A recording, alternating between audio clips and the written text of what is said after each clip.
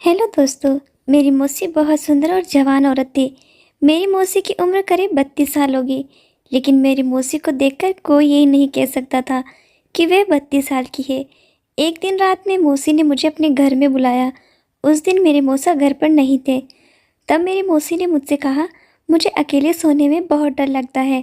ऐसा कहकर मौसी ने मुझे अपने कमरे में सुला लिया। उसके बाद मेरे साथ जो हुआ उसे हम कभी सोच भी नहीं सकते। तो नमस्ते दोस्तों, आज की इस कहानी में आपका स्वागत है। दोस्तों, मेरा नाम अरविंद है।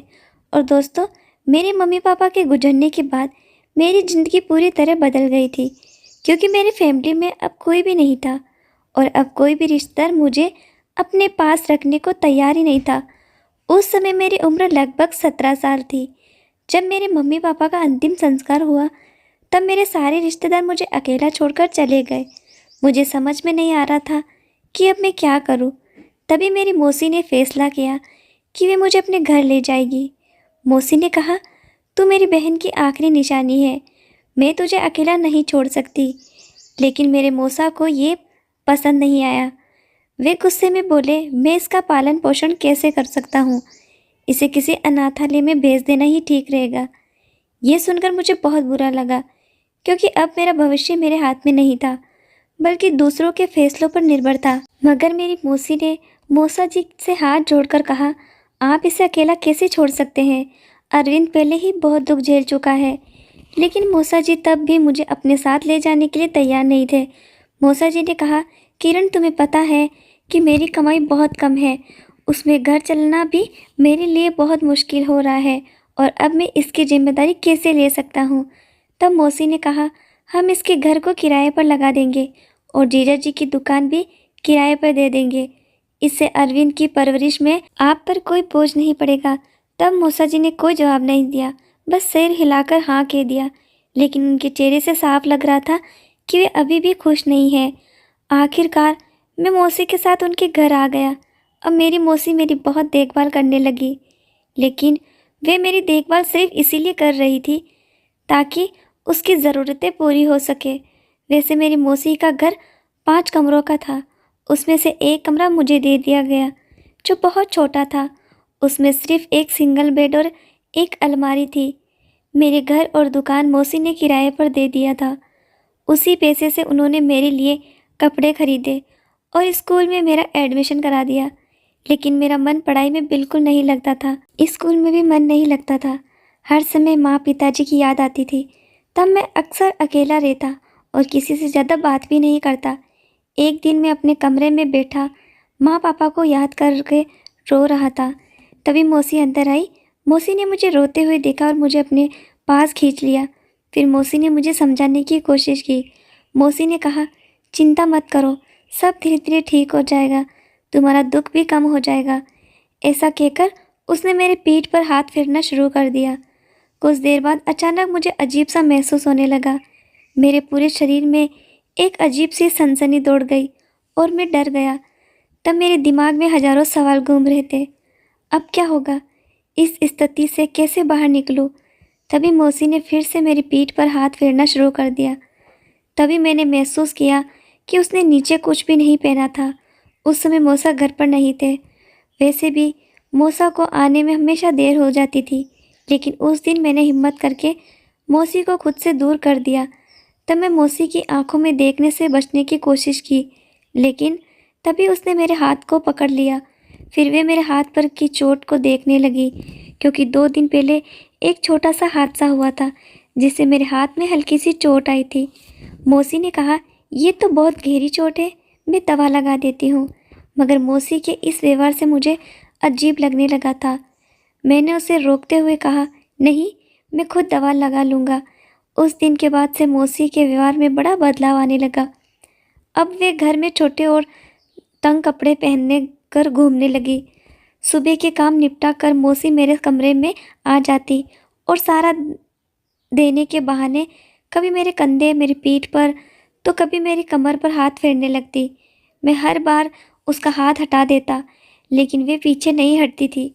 एक दिन उनकी हरकतों से मुझे बहुत गुस्सा आ गया।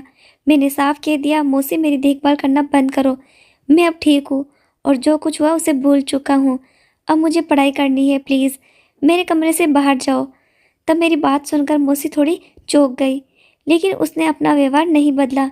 जाते जाते वह मुस्कुरा कर बोली, अरविंद आज रात तुम्हारे लिए तुम्हारे पसंद का खाना बना रही हूँ। तब मैंने सीधे मना कर दिया और कहा, नहीं मुझे नहीं चाहिए, आप मौसा जी की आर्थिक स्थिति देखते हुए खाना बनाओ। उन्होंने मुझे यहाँ रहने दिया, यही मेरे लिए बहुत बड़ी बात है, और मुझसे इस तरह की फरमाइश मत करो।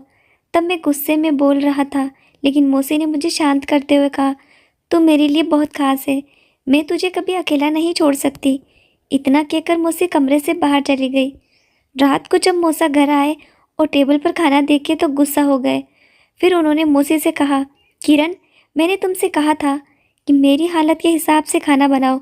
मेरे पास इतने पैसे नहीं हैं कि मैं किसी को भी कुछ भी बनाकर खिला सकूं। तब मौसा जी की ये बातें सुनकर मुझे बहुत बुरा लगा।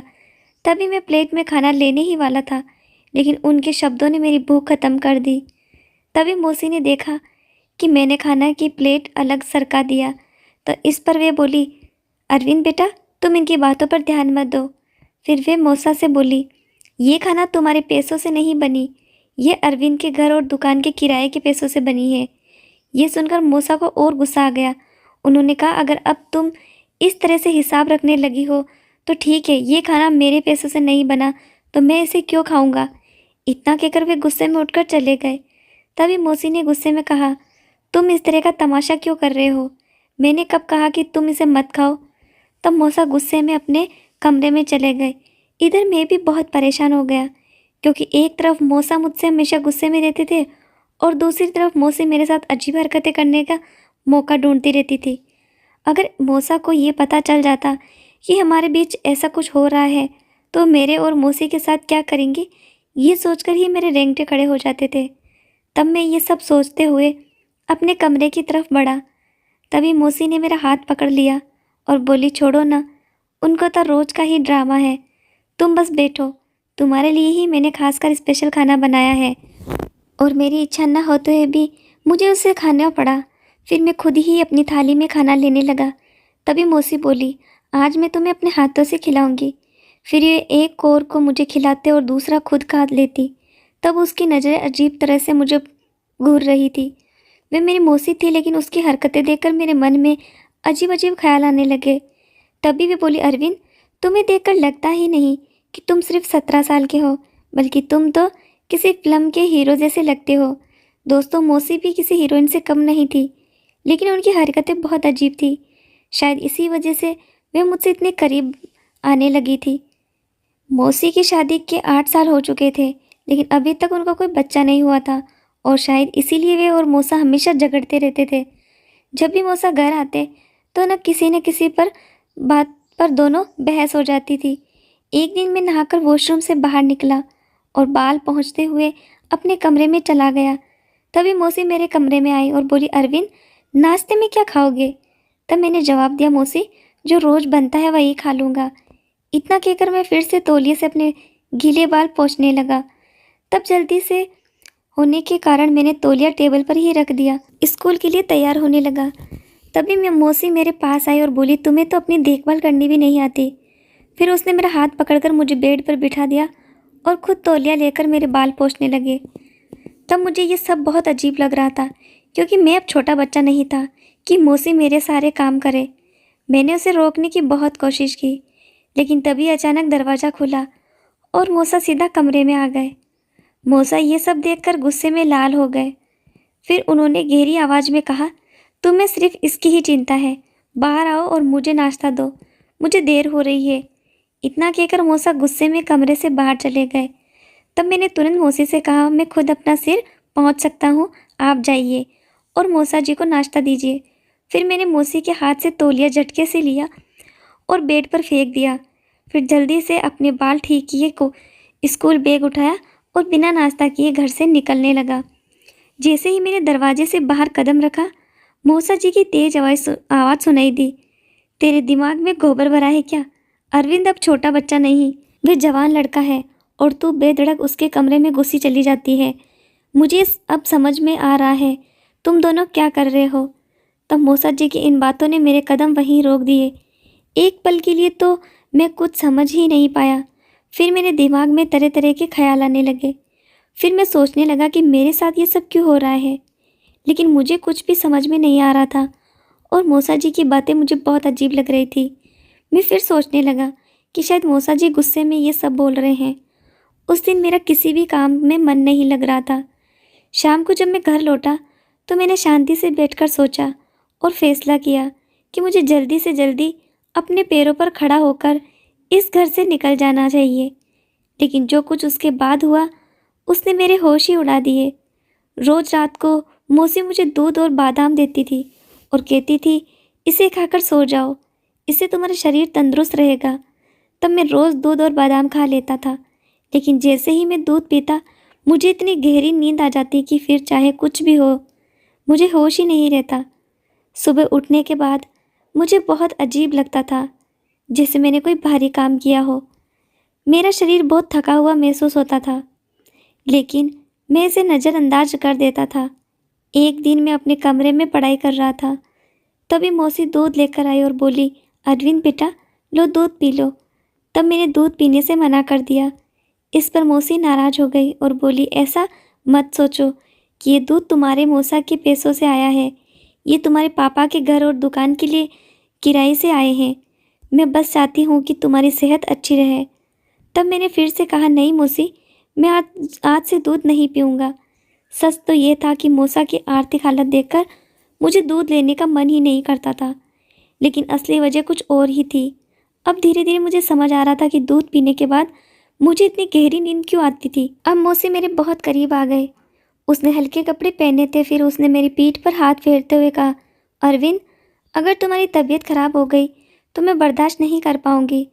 तब मुझे बहुत अजीब लग रहा था। मेरे मन में सवाल आ रहा था कि मौसी मेरे इतने करीब क्यों आ रही है, आखिर वे मुझसे क्या चाहती है। फिर उसने दूध का गिलास उठाया और ज़बरदस्ती मेरे मुंह से लगा दिया। तब मेरी इच्छा न होते हुए भी मुझे दूध पीना पड़ा, लेकिन मौसी का ऐसा करने के पीछे कोई और ही वजह थी, तो मुझे धीरे धीरे समझ आ रही थी। दूध पीने के बाद तुरंत ही मौसी कमरे से बाहर चली गई। तब मेरी परीक्षा नज़दीक थी, इसीलिए मैंने सोचा कि आज रात तक जाकर पढ़ाई करूँगा। लेकिन दूध पीने के बाद अचानक मेरा सिर भारी हो गया और मुझे बहुत गहरी नींद आने लगी। तब मैं खुद को जगाए रखने की पूरी कोशिश कर रहा था, लेकिन मुझे अब झपकी आने लगी और फिर मैं गहरी नींद में चला गया। आधी रात को मुझे ऐसा महसूस हुआ कि कोई मेरे ऊपर बैठा हुआ है। तब मुझे बहुत अच्छा लग रहा था, लेकिन मेरी आंखें नहीं खुल रही थी। मैं पूरी कोशिश कर रहा था, लेकिन मेरी नींद इतनी गहरी थी कि मेरा शरीर जैसे सुन्न हो गया था। तब मुझे किसी की आवाज़ भी सुनाई दी, जो या तो किसी बिल्ली की थी या किसी औरत की। मैं कुछ समझ नहीं पाया। सुबह जब मेरी नींद खुली तो मेरा शरीर बहुत थका हुआ था। फिर मैंने बेड पर बैठकर देखा तो कमरे में मेरी किताबें बिखरी पड़ी थी। तभी मुझे याद आया कि मैं पढ़ते पढ़ते ही सो गया था, लेकिन सुबह मेरी सारी किताबें टेबल पर सही तरीके से रखी हुई थी। सबसे अजीब बात यह थी कि मेरी चादर दूसरी तरफ पूरी अस्त व्यस्त पड़ी थी, जैसे कोई मेरे साथ वहाँ सोया था। ये सब देखकर मेरे सिर में चक्कर आने लगे। फिर मैंने अपना सिर पकड़ लिया और वॉशरूम में जाकर ठंडे पानी से अपना चेहरा धोया। फिर मैं वापस कमरे में आया तो देखा कि मेरे बेड पर किसी का एक झुमका पड़ा था। तब मैं सोचने लगा कि रात भर मेरे कमरे में कौन था और ये झुमका किसका है। फिर मैंने झुमका उठाया और सोचते हुए वहीं बैठ गया। तभी अचानक दरवाज़ा खुला और मौसी अंदर आई। तब वे बहुत घबराई हुई लग रही थी। उनके बाल भी गीले थे, जैसे उसने अभी अभी नहाया हो। तब मैंने जल्दी से झुमका अपनी मुट्ठी में दबा लिया। फिर मैंने पूछा, मौसी तुम इतनी घबराई हुई क्यों हो? इस पर वे बोली, कुछ नहीं, बस तुम्हारी चादर ठीक करने आई थी। तब मैंने कहा, नहीं मौसी, मैं खुद कर लूँगा, तब तुम चिंता मत करो। लेकिन उसने जिद की, मैं करूँगी। तब मैं थोड़ा शांत रहा फिर और कहा, मौसी कल रात में पढ़ते पढ़ते सो गया था, मेरी किताबें बिखरी पड़ी थी, लेकिन सुबह सब कुछ सही जगह पर रखा था। ये सुनकर मौसी के चेहरे का रंग उड़ गया। वह कुछ देर चुप रही, फिर हंसते हुए बोली, हाँ मैं रात तुम्हारे कमरे में आई थी और तुम्हारी किताबें टेबल पर रख दी थी। तब मैंने आगे कुछ नहीं पूछा, लेकिन मेरे मन में बहुत से सवाल उठने लगे थे। तभी मेरी नज़र मौसी के कानों पर गई। तब उसके एक कान में झुमका था लेकिन दूसरे में नहीं। इस पर मैंने पूछा, मौसी आपका दूसरा झुमका कहाँ है? तब उन्होंने तुरंत अपना कान छुपा लिया और घबरा गई। फिर बोली, मुझे नहीं पता, शायद कहीं गिर गया होगा, यहाँ कौन चोरी करने आएगा।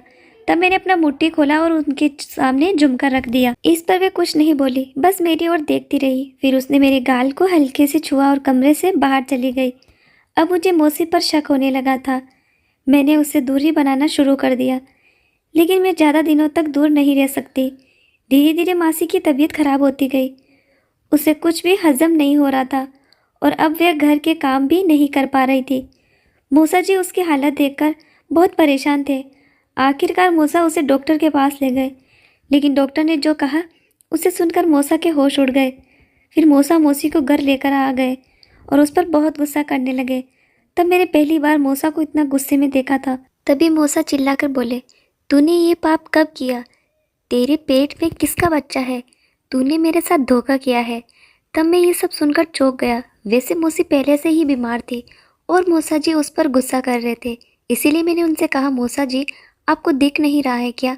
मौसी बीमार है और आप उस पर चिल्ला रहे हैं। तब मेरी बात सुनते ही मूसा ने मुझे जोर से थप्पड़ मारा और गुस्से से बोले, ये सब तेरी ही वजह से हुआ है। तुझे अपनी मौसी के साथ ऐसा करते हुए जरा सा भी शर्म नहीं आई। ये सुनकर मेरे पैरों तले से ज़मीन खिसक गई। मेरे हाथ पैर कांपने लगे। मैंने हिम्मत करके मौसा जी से कहा, आप क्या कह रहे हैं? मौसी आपकी पत्नी है, वह गर्भवती है, तो आपको खुश होना चाहिए। आप तो इतने सालों से बच्चे की इच्छा कर रहे थे। अब जब आप पिता बनने वाले हैं तो फिर आपको खुशी क्यों नहीं हो रही और मुझ पर शक क्यों कर रहे हो? मौसी मेरे लिए माँ जैसी है, मैं उनके साथ ऐसा कभी नहीं कर सकता। तभी मूसा गुस्से से बोले, नालायक, मैं नहीं बन सकता बाप, मेरे पास वह क्षमता नहीं है। यह सुनकर मैं सुन रह गया। तब मुझे लगा जैसे किसी ने मेरे सिर पर बम फोड़ दिया है। तब मैंने फिर से कुछ बोलने की कोशिश की, लेकिन तुरंत मौसा जी ने फिर से मुझे एक थप्पड़ मार दिया। उधर मौसी अब भी कुछ नहीं बोल रही थी। फिर मौसा जी ने हम दोनों को अपने घर से निकाल दिया और गुस्से में कहा, अब तुम दोनों जहाँ जाओ, लेकिन दोबारा कभी मुझे अपना मुंह मत दिखाना। तब मौसी बहुत रो रही थी। उनकी तबीयत पहले से ही खराब थी और ये सब देखकर वे और ज़्यादा कमज़ोर पड़ने लगी। तब वह वक्त ऐसा नहीं था कि मैं उससे कुछ पूछूं, इसलिए मैं उनसे अपने घर ले गया। वहाँ मैंने किराने की दुकान के मालिक से कहा कि तुरंत घर खाली कर दे और फिर मैं और मौसी अकेले उस घर में रहने लगे।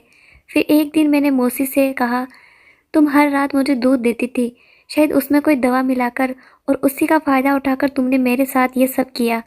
अब ये बच्चा तुम्हें अकेले पालना होगा, मैं इसे अपना नाम नहीं दूंगा। उस वक्त मौसी ने कोई जवाब नहीं दिया, बस रोती रही। अगले दिन मौसी ने मुझसे कहा, अरविंद, मैंने तुम्हारे साथ कोई गलत नहीं किया और मेरे पेट में जो बच्चा है तुम्हारे मौसा जी का ही है। ये सुनकर मैं चौंक गया। फिर मौसी ने आगे बताया, तुम्हारे मौसा जी को लगता था कि वे कभी पिता नहीं बन सकते, लेकिन अगर सही इलाज किया जाता तो उन्हें संतान हो सकती थी। मुझे ये बात पहले से ही पता थी, इसीलिए मैं उन्हें बिना बताए दवा देती रही। दवा खाने के बाद उनके पिता बनने की संभावना बढ़ गई थी, लेकिन अगर मैं उन्हें सच बताती तो मुझ पर कभी विश्वास नहीं करते। और तुम्हें जो दूध देती थी उसमें सिर्फ नींद की दवा होती थी, ताकि जब मैं तुम्हारे मौसा जी से मिलूं तो तुम कुछ महसूस न करो और चुपचाप सो जाओ। मैंने तुम्हारे साथ कुछ गलत नहीं किया, तुम तो मेरे बेटे जैसे हो। तब मौसी मुझे ये सब बताते हुए बहुत रोने लगी। फिर मुझे उस पर विश्वास हो गया। फिर समय बीतता गया। फिर मौसी ने एक प्यारे से बेटे को जन्म दिया। फिर उसने मौसा जी को एक संदेश भेजा, ये बच्चा तुम्हारा ही है। अगर तुम्हें विश्वास नहीं है तो डीएनए टेस्ट करा सकते हो। अगर ये बच्चा तुम्हारा नहीं निकला तो मुझे तलाक दे देना, लेकिन अगर ये तुम्हारा निकला तो मुझे अपना लेना। फिर अगले दिन हम मौसा जी के पास गए और टेस्ट करवाया। फिर जो रिपोर्ट आई उसे देखकर मौसा अपने सर पकड़कर बैठ गए, क्योंकि उस रिपोर्ट से यही साबित हो गया था कि वह बच्चा मौसा जी का ही थी। तब मौसा को अपनी गलती का एहसास हुआ। फिर उन्होंने मौसी से माफ़ी मांगी और कहा, मुझे माफ़ कर दो किरण, मैंने तुम दोनों पर शक करके बहुत बड़ा गुनाह किया है। पिछले 8 महीनों में तुमने बहुत तकलीफ़ें सही है, लेकिन अब सब ठीक हो गया। फिर उन्होंने मुझसे कहा, बेटा अब तुम यहीं रहो और अपनी पढ़ाई पूरी करो। लेकिन तब मैंने एक फ़ैसला कर लिया था। मैंने कहा, मौसा जी मैं अब यहाँ नहीं रुक सकता, मैं अपना घर और दुकान अच्छे से संभाल सकता हूँ। तब मौसा जी ने मेरी तरफ देखा और कहा, मैंने कभी तुमसे प्यार से पेश नहीं आया, हमेशा तुम पर गुस्सा करता था, लेकिन फिर भी तुमने मौसी का कितना ख्याल रखा। तब मैंने बस हल्की सी मुस्कान दी और वहाँ से चला गया। फिर मैंने अपने घर और दुकान को अच्छे से संभालना शुरू कर दिया। तो दोस्तों, आपको ये कहानी पसंद आई हो तो लाइक करें, शेयर करें, हमारे चैनल को सब्सक्राइब ज़रूर करें और बेल आइकन दबाना ना भूलें ताकि आप हमारी कोई भी कहानी मिस ना करें। धन्यवाद।